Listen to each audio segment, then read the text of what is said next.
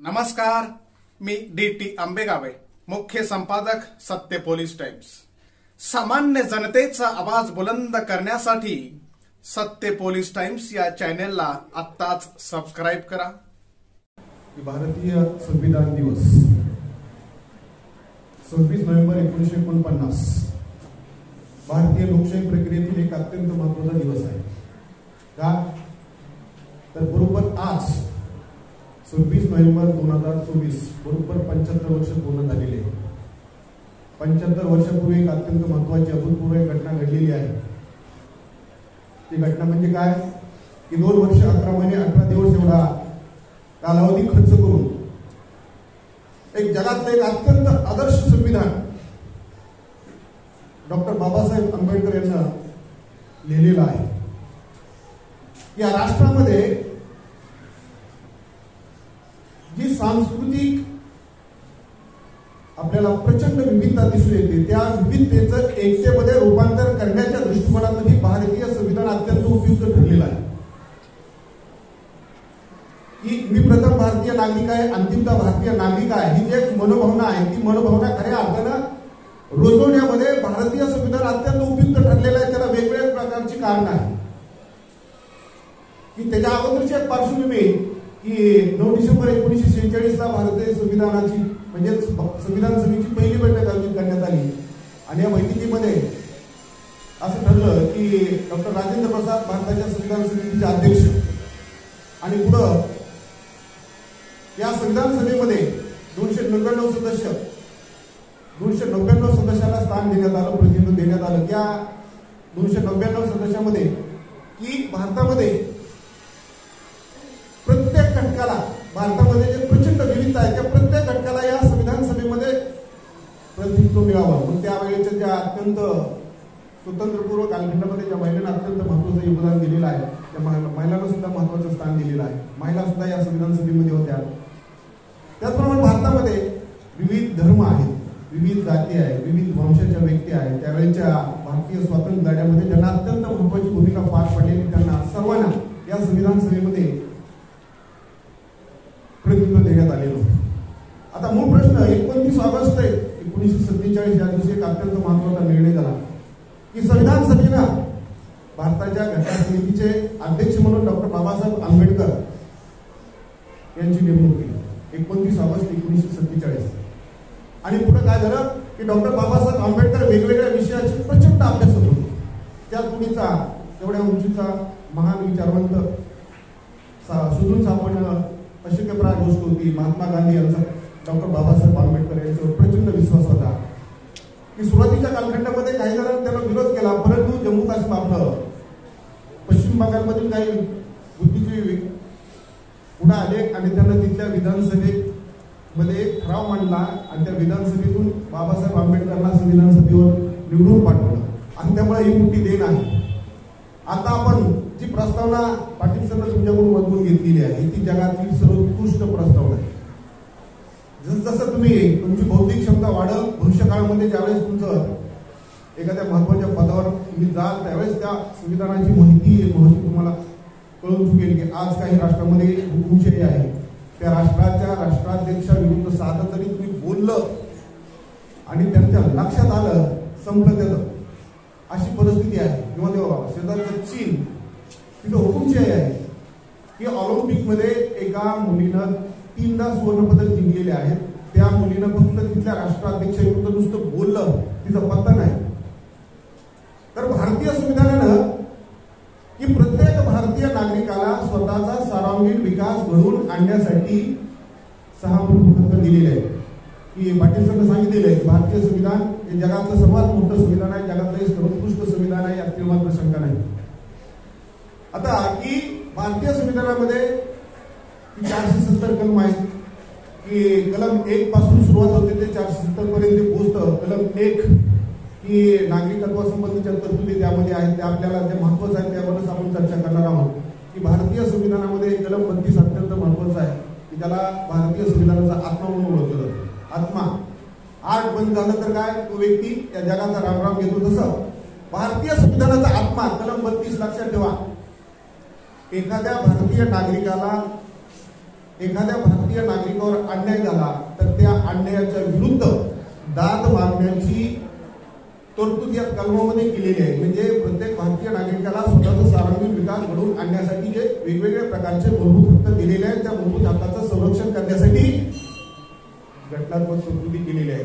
कोणत्याही भारतीय नागरिकावर अन्याय झाला होता कामा नये किंवा बहुसंख्याक भारतीय नागरिकावर अन्याय होण्याची शक्यता आहे असा जर एखादा महत्वाचा प्रश्न असेल तर तो जनहित याचिकेच्या मार्फत किंवा एखादा आपल्या समोर बसलेली एखादी मुलगी आहे ती मुलगी डायरेक्ट सर्वोच्च न्यायालयामध्ये याचिका दाखल करू शकते. जनहित याचिका म्हणजे ज्या घटकामध्ये जास्तीत जास्त भारतीय नागरिकाचं हित दडलेले अशा प्रश्नासंबंधी अशा प्रश्नाला वाचा फोडण्याच्या दृष्टिकोनातून जनहित याचिका सुद्धा प्रत्येक कोणत्याही भारतीय नागरिकाला दाखल करता येऊ शकते. आणि अशा प्रकारे कितीतरी जनहित याचिका भारतीय सर्वोच्च न्यायालयामध्ये दाखल झालेल्या आहेत. तिथून आता 5वी 6वी 7वी 8वी 9वी 10वी 11वी 12वी पर्यावरण विषय आहे बघा. पर्यावरण काळाची गरज आहे.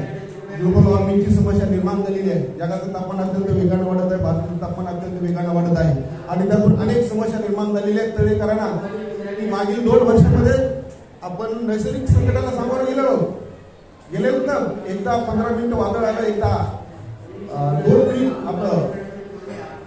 2 तास वादळ आलेलं होतं आणि त्या वादळामध्ये आर्थिक हानी प्रचंड झाली, वित्त हानी प्रचंड झाली, मनुष्याने मात्र झालेली नाही. मग असे नैसर्गिक संकट येऊ नये आणि त्यासाठी जगाने एकत्र राहिलं पाहिजे. आणि त्या अनुषंगाने की भारताच्या सर्वोच्च न्यायालयाने ही जनहित याचिका एका भारतीय नागरिकांना दाखल केलेली होती त्याच्यावर की विद्यार्थी दशेमध्येच पर्यावरणाबाबत विद्यार्थ्यांच्या मनामध्ये जनजागृती घडवून आणणं हा एक व्यापक दृष्टिकोन समोर ठेवून सर्वोच्च न्यायालयाने हे निर्णय घेतलेला आहे जनहित याचिकाच्या बाबतीत. आता मूळ प्रश्न आपला की भारतीय संविधानामध्ये जे 6 मूलभूत हक्क दिलेले आहेत त्यावर आपण चर्चा करू. 6 मूलभूत हक्क की आपल्याला माहिती असणं गरजेचं आहे. या देशाचा एक जबाबदार नागरिक, उद्याच्या या राष्ट्राचे तुम्ही आधारस्तंभ आहात, कुटुंब प्रमुख होणार आहात. मग आपल्या भारतीय संविधानानं आपल्याला नेमकं काय दिलेलं आहे त्याबाबत आपल्याला माहिती असणं गरजेचं आहे की कलम 12 ते 35च्या दरम्यान 6 मूलभूत हक्क भारतीय संविधानानं आपल्याला दिलेले आहेत. 12 ते किती 35 की समतेचा मूलभूत हक्क 13चा आपलं 11-12 मध्ये तरतूद केलेली आहे. समतेचा मूलभूत हक्क दिलेला आहे. 14 ते 18 प्रत्येक भारतीय नागरिकाला समान संधी समान दर्जा भारतीय संविधानाने दिलेल्या एका कायद्याची अधिसूचना प्रस्थापित केलेली आहे. दुसरीकडे तो कोणत्या जातीचा आहे, कोणत्या धर्माचा आहे, कोणत्या वंशाचा आहे, कोणती बोलीभाषा बोलतो यापेक्षा तो प्रथम भारतीय नागरिक आहे.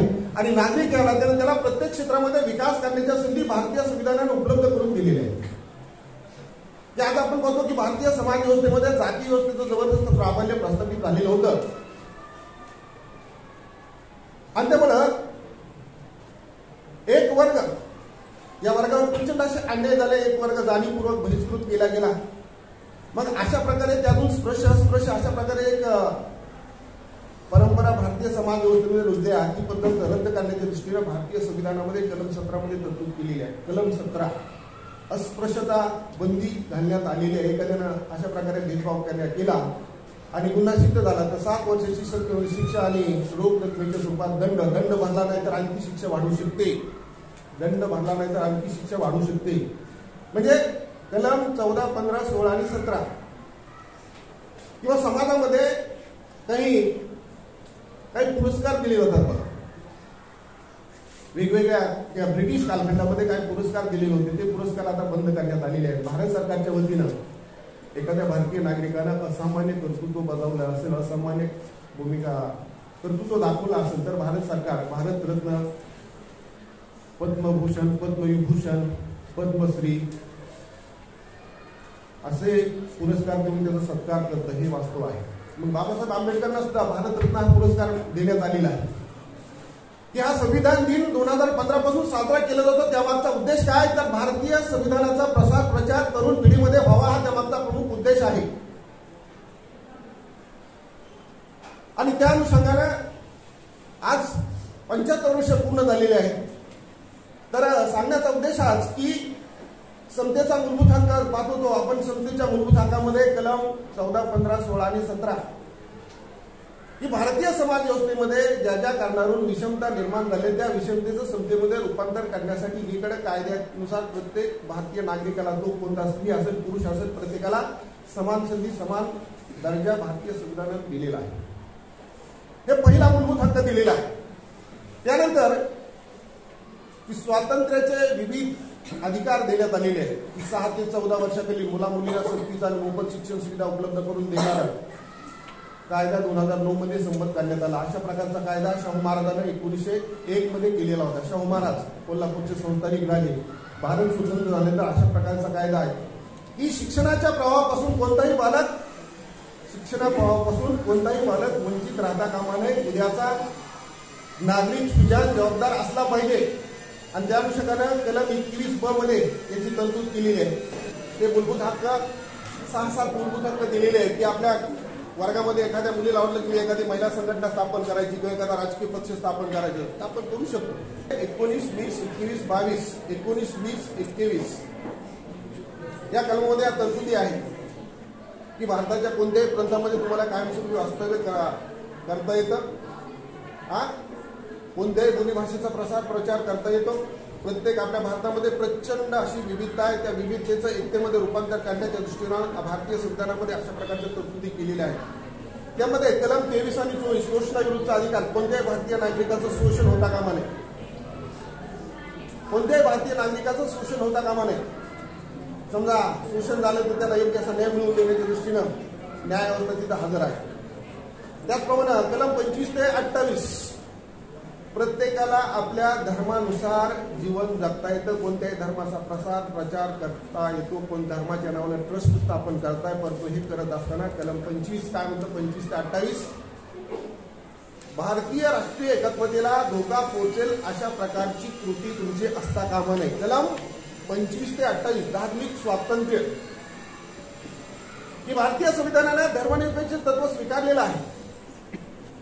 भारतीय संविधानानं धर्मनिरपेक्ष तत्व स्वीकारलेले आहे की आम्ही भारतीय जनता भारताचे सार्वभौम समाजवादी धर्मनिरपेक्ष समाजवादी लोकशाही गणराज्य हे जे शब्द आहेत या शब्दामध्ये प्रचंड ताकद आहे. मग त्यामध्ये धर्मनिरपेक्षता याचा अर्थ सर्व धर्माचा आदर बाळगणारं संविधान. तो हिंदू असेल, तो इस्लाम असेल, तो बौद्ध असेल, तो ख्रिश्चन असेल, तो अन्य जो असेल तो सर्वांना भारतीय संविधानानं समान लिखलेला आहे. त्यामुळं काही धर्मीयांच्या मनामध्ये एक शंका निर्माण होते. शंका निर्माण होण्याचं काही कारण नाही की तुम्हाला कसलाच धोका नाही या बाबतीत. मागच्या 5-6 महिन्यामध्ये बरीच शंका कुशंका त्यांच्या मनामध्ये होती.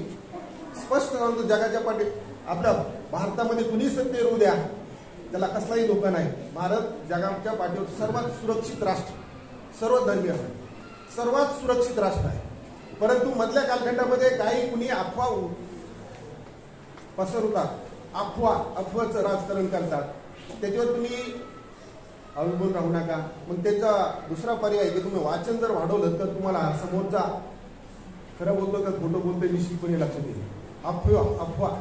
अफवेचं राजकारण आहे की आता त्या निवडणुका झाल्या लोकसभेच्या निवडणुका विधानसभेच्या नुसता अफवावर काही जण निवडून आले काही जण हारले. म्हणजे सांगण्याचा उद्देश आज की धर्मनिरपेक्ष तत्व किती महत्वाचं आहे लक्षात. त्यानंतर समाजवादी की सामाजिक आर्थिक आणि राजकीय क्षेत्रामध्ये सहभागी होणाऱ्या कोणत्याही भारतीय नागरिकाचं शोषण होता कामा नये. शोषणमुक्त समाज व्यवस्था आणि त्या तत्वाचा आधार की समाजवादी धोरणाचा भारतानं पुरस्कार केलेला आहे. त्याचप्रमाणे सांस्कृतिक शैक्षणिक मूलभूत हक्क कलम 29, 30, 31 की प्रत्येकाची एक स्वतंत्र बोलीभाषा आहे. प्रत्येकाचा एक स्वतंत्र वंश आहे. प्रत्येकाचा जी बोलीभाषा आहे संस्कृती आहे त्याचं संवर्धन संरक्षण होत झालं पाहिजे. आणि त्यासाठी त्यांची जी संस्कृती आहे त्या संस्कृतीचा आधार घेऊन शैक्षणिक संस्था स्थापन करता येतात. आणि कलम 29, 30, 31 मध्ये त्याबाबत स्पष्ट तरतुदी केलेल्या आहेत. कलम 32 मध्ये आता जे वरील सांगितलेलं आहे त्याच्या विरुद्ध कुणीही जर निर्णय घेतला त्याच्या विरुद्ध कुणी कायदा जरी प्रयत्न केला कायदा करण्याचा जरी प्रयत्न केला तर भारताच्या सर्वोच्च न्यायालयामध्ये तुम्हाला याचिका दाखल करता येते. मुंबई उच्च न्यायालयामध्ये याचिका दाखल करता येते.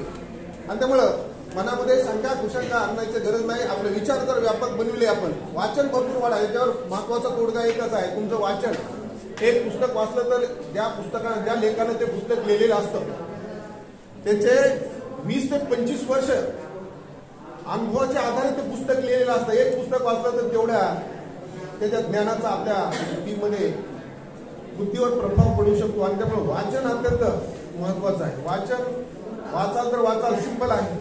आता मूळ प्रश्न आपला की 32 पर्यंत आपण पोहोचलेला आहे आणि 33-34 या बाबतीत म्हणजे घटनात्मक तरतुदी केलेल्या आहेत त्या की प्रत्येक भारतीय नागरिकाला स्वतःचा सार्वजनिक विकास घडवून आणण्यासाठी जे मूलभूत हक्क दिलेले आहेत त्या हक्काचं संरक्षण करण्याच्या दृष्टीनं स्पष्ट तरतुदी केलेल्या आहेत. भारतीय संविधान जगातलं सर्वात मोठं संविधान आहे. प्रत्येक क्षेत्रासंबंधी भारतीय संविधानामध्ये इत्याभूत माहिती, सविस्तर अशी माहिती अंतर्भूत केलेली आहे.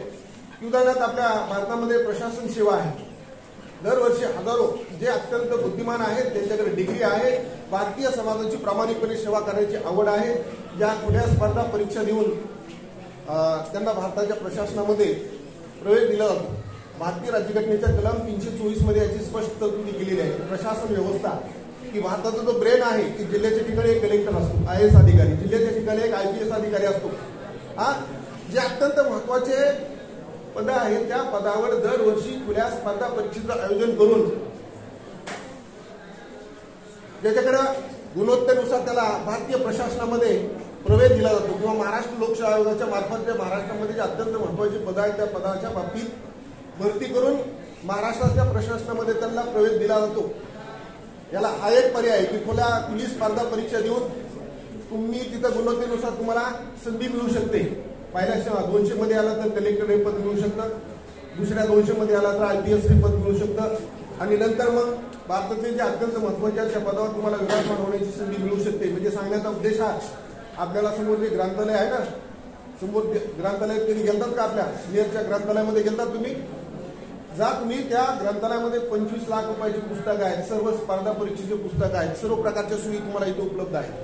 25 लाख रुपयाची पुस्तकं आहेत. सामाजिक, आर्थिक, राजकीय, शैक्षणिक, सांस्कृतिक, विज्ञान, तंत्रज्ञान जेवढं क्षेत्र आहे त्या प्रत्येक क्षेत्राबद्दल इत्याभूत माहिती. फक्त मनामध्ये तीव्र इच्छाशक्ती पाहिजे की मला माझ्या जीवनामध्ये वेगळं काहीतरी करायचं, त्याचं नाव या भारतामध्ये काहीतरी ठळक अक्षरानं पुढे येईल. जर तीव्र इच्छाशक्ती असेल तर तुम्हाला मोठं व्यापक व्यासपीठ आहे. इथं व्यापक व्यासपीठ आहे. त्याचा म्हणजे त्या आव्हानाचा स्वीकार करा की कोणत्याही प्रकारची पुस्तकं तिथं मराठी, इंग्लिश आणि जगामध्ये ज्या आजच्या घडामोडी घडून येतात आता ज्या सांगितल्याप्रमाणे त्याबद्दल इत्याभूत माहिती तिथं उपलब्ध आहे. म्हणजे सांगण्याचा उद्देश हाच की तुमच्यासमोर ते आव्हान स्वीकारण्याची जर क्षमता असेल, कारण त्या प्रत्येकाच्या मनगटामध्ये तेवढी क्षमता असते. जेवढ्या क्षमतेचा तुम्ही जास्त वापर कराल जेवढे तुमचे जास्त प्रयत्न असाल की ईश्वरावर आधारित राहण्यापेक्षा प्रारब्धावर अवलंबून राहण्यापेक्षा प्रयत्न जेवढे जास्त तेवढं भविष्यकाळात तुमचा यशस्वी होण्याची शक्यता जास्त आहे. सामान्य जनतेचा बुलंद आवाज, सत्य पोलीस टाइम्स.